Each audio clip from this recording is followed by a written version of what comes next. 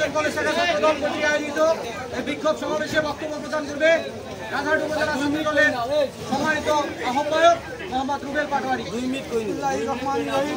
বাংলাদেশ জাতীয়তাবাদী ছাত্রদল কেন্দ্রীয় ঘোষিত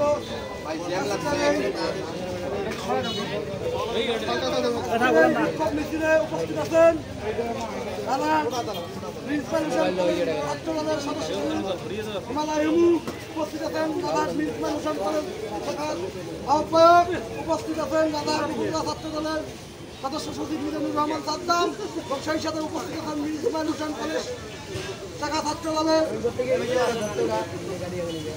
ভাই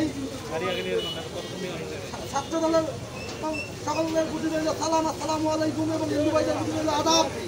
এই ইসরায়েল আমাদের মুসলিম ভাইদের উপর, ফিলিস্তিনি মুসলিম ভাইদের উপর যে হামলা চালাচ্ছে তার তীব্র নিন্দা জানাই এবং সেই সাথে ইসরায়েলের এই হামলা খুব দ্রুত বন্ধ করার জন্য আহ্বান করছি।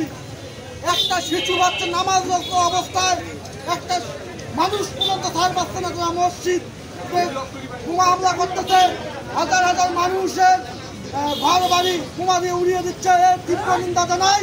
আল্লাহ একদিনের সঠিক বিচার করবে এবং মুসলমান একদিনে এই পৃথিবী করবে এবং ইসরায়েলের এই বর্বরিত হামলা তীব্র নিন্দা জানিয়ে আমি আমার বক্তব্য শেষ করলাম।